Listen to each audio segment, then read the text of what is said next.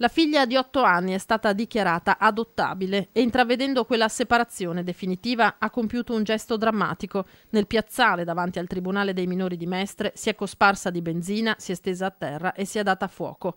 Intubata sul posto una mamma di 50 anni di origini marocchine, residente a Padova, dapprima ricoverata all'ospedale dell'Angelo, è stata trasferita al centro Grandi Ustionati della Città del Santo. Gravissime le sue condizioni, la prognosi è riservata. Prima di tentare di uccidersi, la donna ha piantato sull'aiuola davanti al tribunale di piazza Carlo Alberto Dalla Chiesa un cartello di denuncia nei confronti del padre della ragazzina, un professionista di casier. La foto di papà e figlia, le pesanti accuse di aver devastato l'infanzia della piccola e di aver fatto di tutto per allontanarsi da lei.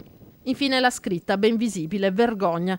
I primi a intervenire con estintori e una coperta antincendio sono state 3 guardie giurate e un dipendente del tribunale. È stato un attimo, ha raccontato uno di loro ancora scosso. La cinquantenne si era recata poco prima in cancelleria, aveva chiesto di parlare con il giudice assegnatario del fascicolo, ne aveva chiesto copia, ma senza attendere i documenti. Era uscita per tornare di lì a neppure un'ora, dandosi fuoco davanti all'ingresso.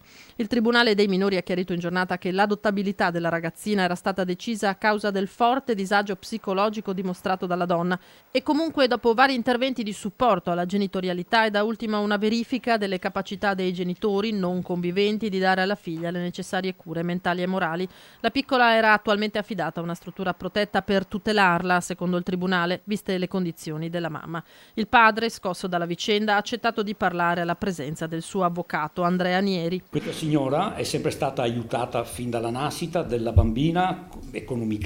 La bambina è sempre cresciuta non mancandogli assolutamente niente. Io continuo attualmente a vedere la bambina ogni 15 giorni e la mamma però gli è stata tolta questa possibilità. Oggi è successo questo. Una relazione ben presto finita, un rapporto negli anni turbolento, complicato dagli atteggiamenti imprevedibili della donna. 3 anni fa la decisione di riconoscere la bambina, ma le accuse, le ripetute scenate, addirittura le denunce rendevano impossibile, secondo il genitore, prenderla con sé, subendo le continue incursioni della cinquantenne. Io alla bambina sono affezionato, l'ho visto anche oggi, da mezzogiorno all'1:30 e sono felice di averla vista. Io ho chiesto al tribunale di non perdere la bambina, perché io la bambina voglio continuare a vederla. Spero che il tribunale tenga conto di questa mia richiesta, volontà.